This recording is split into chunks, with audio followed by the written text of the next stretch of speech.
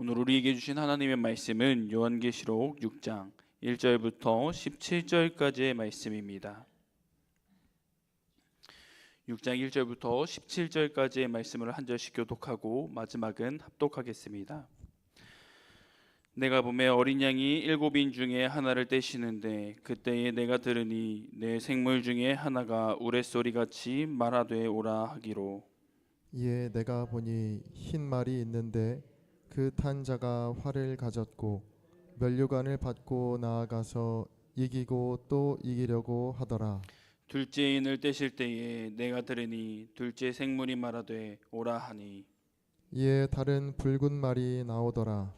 그 탄 자가 허락을 받아 땅에서 화평을 제하여 버리며 서로 죽이게 하고 또 큰 칼을 받았더라. 셋째 인을 떼실 때에 내가 들으니 셋째 생물이 말하되 오라 하기로. 내가 보니 검은 말이 나오는데 그 탄 자가 손에 저울을 가졌더라. 내가 내 생물 사이로부터 나는 듯한 음성을 들으니 이르되 한 데나리온의 밀 한 되요 한 데나리온의 보리 석 되로다. 또 감람류와 포도주는 해치지 말라 하더라. 넷째 인을 떼실 때에 내가 넷째 생물의 음성을 들으니 말하되 오라 하기로. 내가 봄에 청황색 말이 나오는데 그 탄 자의 이름은 사망이니 음부가 그 뒤를 따르더라. 그들이 땅 4분의 1의 권세를 얻어 검과 흉년과 사망과 땅의 짐승들로서 죽이더라. 다섯째 인을 떼실 때에 내가 보니 하나님의 말씀과 그들이 가진 증거로 말미암아 죽임을 당한 영혼들이 제단 아래에 있어 큰 소리로 불러 이르되 거룩하고 참되신 대주제여 땅에 거하는 자들을 심판하여 우리 피를 갚아주지 아니하시기를 어느 때까지 하시려 하나이까 하니. 각각 그들에게 흰 두루마기를 주시며 이르시되 아직 잠시 동안 쉬되 그들의 동무 종들과 형제들도 자기처럼 죽임을 당하여 그 수가 차기까지 하라 하시더라. 내가 보니 여섯째 인을 떼실 때 큰 지진이 나며 해가 검은 털로 짠 상복같이 검어지고 달은 온통 피같이 되며 하늘의 별들이 무화과 나무가 태풍에 흔들려 설익은 열매가 떨어지는 것 같이 땅에 떨어지며 하늘은 두루마리가 말리는 것 같이 떠나가고 각 산과 섬이 제자리에서 옮겨지매 땅의 임금들과 왕족들과 장군들과 부자들과 강한 자들과 모든 종과 자유인이 굴과 산들의 바위 틈에 숨어 산들과 바위에게 말하되 우리 위에 떨어져 보좌에 앉으신 이의 얼굴에서와 그 어린 양의 진노에서 우리를 가리라. 그들의 진노의 큰 날이 이르렀으니 누가 능히 서리요 하더라. 아멘. 이른 아침을 깨워 주님께 마음을 드리기 위해 이 새벽 기도의 자리에 함께하신 모든 성도님을 진심으로 환영하고 축복합니다. 이 기도의 자리를 지키는 가운데 우리 모두에게 하나님께서 주실 평강이 함께하게 되기를 간절히 소망합니다. 우리가 살아가는 이 시대는 마치 사사시대와 닮아 있습니다. 그 이유는 저마다 자기 소견에 옳은 대로 제 멋대로 살아가기 때문입니다. 인생의 참된 주인이시며 이 세상을 창조하신 창조주이시며 모든 것의 왕이 되신 하나님에 대한 감각을 상실한 채 이 세상에 영원한 세계가 없다고 믿고 또 오직 쾌락과 정욕을 향해 달려가는 것이 오늘의 모습은 아닐까 합니다. 요한계시록은 이러한 모습에 대해 그렇게 하나님을 잃어버리고 세상에 젖어들어 살아가는 자들에게는 재앙이 있을 것이라고 경고합니다. 실제로 오늘 함께 본 본문 말씀인 요한계시록 6장에서는 인이 하나씩 떨어질 때마다 전쟁과 기근과 질병과 사망 등과 같은 어마무시한 재앙들이 쏟아졌습니다.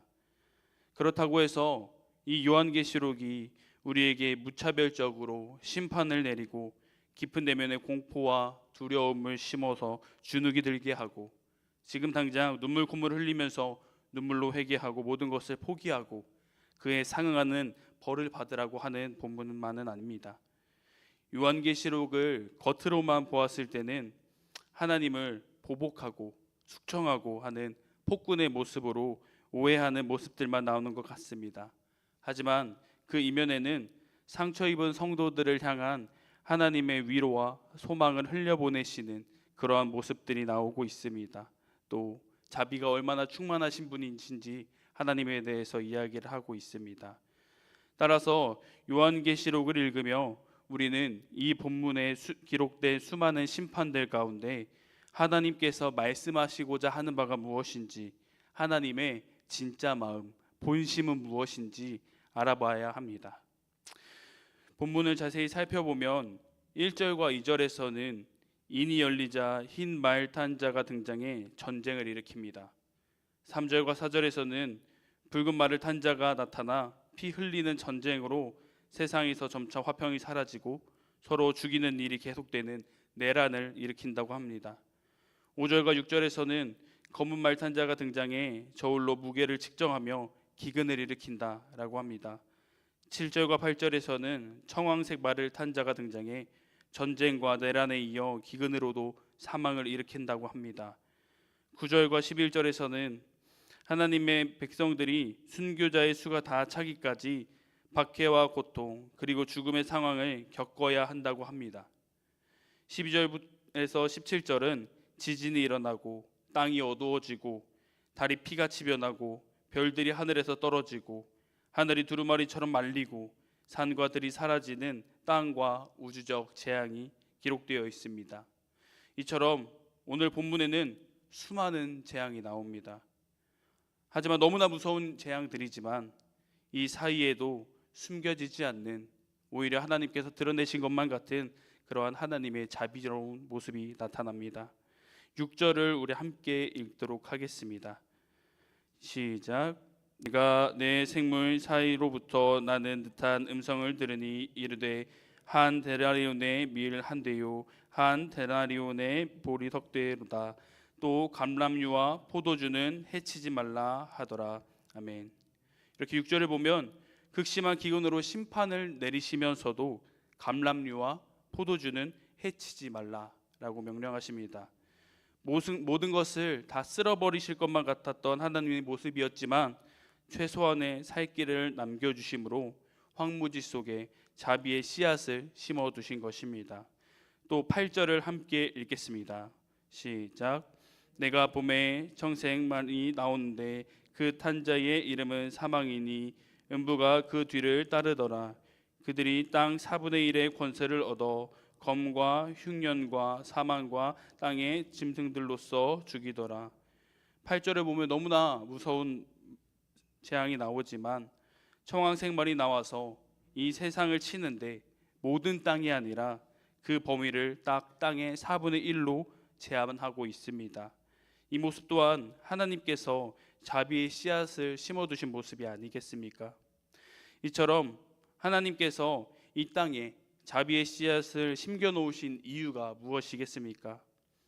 너무나 많은 재앙을 내리고 있지만 하나님의 본심은 심판과 멸망으로 자기 소견대로 하는 이 불의한 세상을 모조리 쓸어버리고 리셋하는, 처음으로 다시 돌아가는 게 아니라 세상이 잘못되었음을 깨닫고 다시 주님께로 돌아오는 것에 있다고 하는 것입니다. 사람은 자기의 편이 되지 않는 사람을 잘 기다리지 못합니다. 인내하며 잘 참고 기다리다가도 인내가 쉽게 바닥이 나고 인내가 바닥이 날 때 그 사람을 원수로 삼곤 합니다. 하지만 하나님은 인내가 바닥이 나서 사람과 원수를 맺는 분이 아닙니다. 어떤 이들은 주님께서 그들을 보면서 너무 오래 침묵하시는 것 아니냐며 불평도 합니다. 하지만 주님은 그들의 불평을 들으시면서까지 세상이 자기에게 다시 돌아오기를, 다시 그 처음의 마음이 회복되기를 기다리십니다. 즉 우리는 오늘 본문을 읽으며 주님께서 재앙을 주시는 것이 아니라 되려 소망을 주시려고 너무 무섭지만 그럼에도 불구하고 이러한 일들을 하고 계시다는 것을 깨달을 수 있어야 합니다. 또 우리는 요한계시록 6장을 읽으면서 이 본문을 통해 하나님께서 말씀하시고자 하는 것이 폭군이 기다리고 있으니 심판을 받으라, 이런 말이 아니라 돌아온 탕자의 이야기처럼 집 나간 아들이 돌아오기만을 오매불망 기다리며 매일 밤을 눈물로 지새우고 있는 탕자의 아버지의 모습처럼 돌아오라고 너무나 무서운 재앙들이지만 그것들을 보면서 다시 하나님께 돌아오라고, 아버지께 돌아오라고 우리에게 메시지를 보내며 기다리고 있다는 것임을 기억해야 합니다. 하지만 하나님께서 심판과 멸망 가운데 이렇게 자비의 씨앗을 심겨 놓으셨다는 것을 안다고 하더라도 우리의 삶은 여전히 이 심판의 메시지 앞에서 그래도 되나? 라고 의심하기도 하고 무거운 심판의 메시지 앞에 여전히 주눅이 들 때도 있습니다. 그러나 우리는 그 가운데에서도 담대히 나아가야 합니다. 그 이유가 1절에 기록되어 있습니다. 1절 초반부를 보면 인을 떼는 장면이 나오는데 그 인을 떼는 것이 어린 양이라고 합니다. 여기서 말하는 어린 양은 누구를 의미할까요? 바로 나를 위해 십자가에서 피 흘려 죽으신 어린 양 예수 그리스도를 의미합니다. 이 심판을 시작하시는 분이 예수 그리스도이시니 끝내실 수 있는 분도 예수 그리스도가 아니겠습니까? 자신을 희생제물로 삼아 피값으로 우리를 구원하여 주시고 우리를 자신의 자녀로 삼아 주신 분께서 이 심판의 열쇠를 가지고 계시다는 것입니다. 이는 우리의 운명이 예수님 안에 있음을 보여줍니다.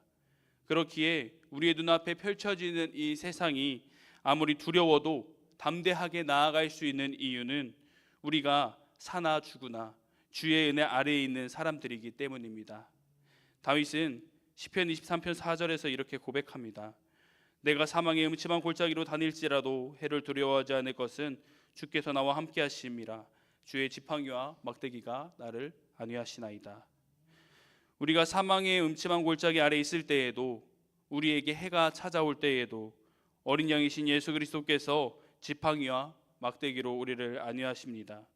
이러한 고백이 다윗과 같이 우리의 입에서도 터져나오게 되기를 소망합니다.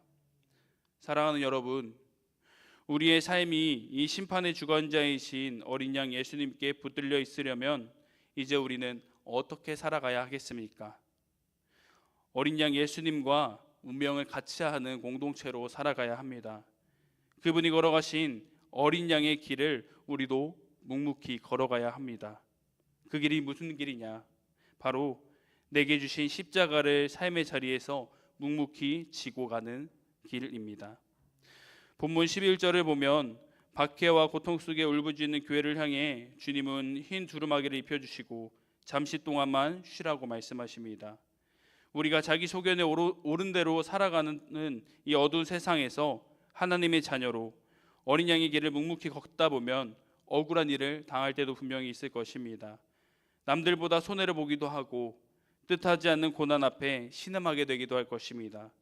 그때마다 내가 이토록 힘쓰는데 왜 주님은 내 삶을 즉시 돌보아 주시지 않느냐며 눈물 흘리고 통곡할 때도 있을 것입니다.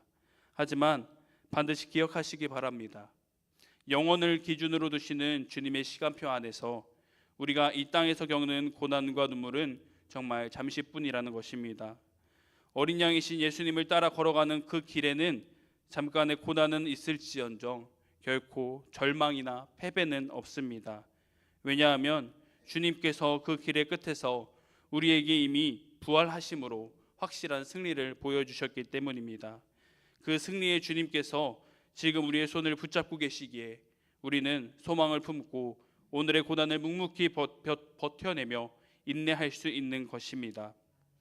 오늘 하루를 살아가며 내 허물과 죄 속에서도 가슴을 태우며 끝까지 기다려주신 아버지가 계심을 신뢰하시기를 바랍니다. 심판의 주관자가 되시는 어린 양 예수님이 지금 나를 철저하게 보호하고 계심을 기억하시기 바랍니다. 그리하여 나를 품어주신 주님의 자비하심을 내 삶의 자리에서 아름답게 증거하는 우리 모두가 되기를 바랍니다. 오늘도 내게 맡겨진 작은 십자가를 기쁨으로 지고 마침내 승리하는 복된 한 날이 되시기를 주님의 이름으로 간절히 축복합니다. 이 시간 함께 기도하며 나아가겠습니다. 먼저 목장을 위해 기도해 주시기를 바랍니다. 각자 자기 소견에 옳은 대로 행하는 사사기 같은 이 세상 속에서 우리 목장이 유행이나 정욕에 휩쓸리지 않게 하시고 또 주님이 주신 영원한 소망을 품고 맡겨진 십자가를 함께 지고 가며 삶의 자리에서 어린 양 예수님의 사랑을 증거하는 복된 목장이 되게 해달라고 중보하며 기도해 주시기를 바랍니다. 다음으로는 아픈 이들을 위해 함께 기도해 주시기를 바랍니다. 육신의 질병과 마음의 아픔으로 인해 고통 속에 있는 환우들을 기억하여 주시고 이 고통의 현장 가운데 자비의 씨앗을 보게 하시고 부활의 승리를 보여주신 주님을 신뢰함으로 고난의 시간을 인내로 넉넉히 이겨내어 치유와 회복을 경험하게 해달라고 함께 기도해 주시기를 바랍니다. 이와 같은 기도 제목을 가지고 이 시간 함께 기도하며 나아가겠습니다. 기도하시겠습니다. 사랑과 은혜가 충만하신 아버지 하나님 감사합니다. 우리가 이 시간에 요한계시록의 말씀을 가지고 주님 앞에 섭니다. 아버지 하나님, 너무나 두려운 말씀들이 많이 있지만 우리가 그 가운데에 낙담하지 않고 아버지 하나님께 다시금 나아갈 수 있는 이유는 어린 양 예수 그리스도께서 우리에게 아버지 하나님 심판의 주관자가 되어주시고 아버지 하나님의 은혜 아래에서 우리가 거하는 주님의 자녀들이 되었음을 믿기 때문입니다. 주님, 아버지 하나님, 그렇게 우리가 다시금 주님 앞에 모든 것을 내려놓고 철저히 회개하며 나아가오니 아버지 하나님, 우리의 삶을 돌보아 주시옵시고 우리 아버지 하나님 마음을 주님께서 받아주시옵소서.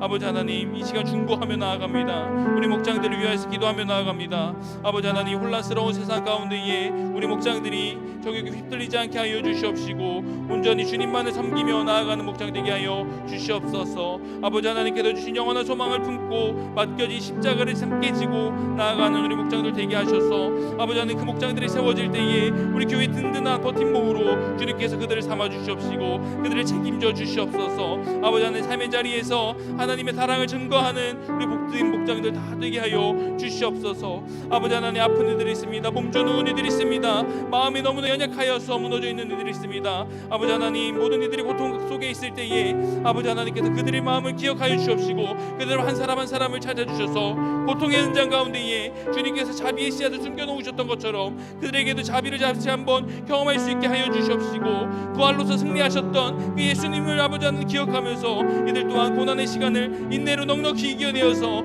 아버지 하나님께서 승리를 맛보게 하는 아버지 놀라운 은혜를 그들에게도 심어 주시옵소서. 아버지 하나님을 온전히 신뢰하며 나아가는 이들이 있습니다. 이 자리 가운데 나와서 눈물로 지새우며 아버지 하나님께 무릎 꿇고 엎드리고 아버지 하나님의 마음을 구하는 이들이 있습니다. 아버지 하나님, 우리 모두의 기도를 들어주시옵시고 오늘 하루를 주님께로 나아가는 모든 길 가운데에 주님께서 우리와 동행하여 주시옵소서.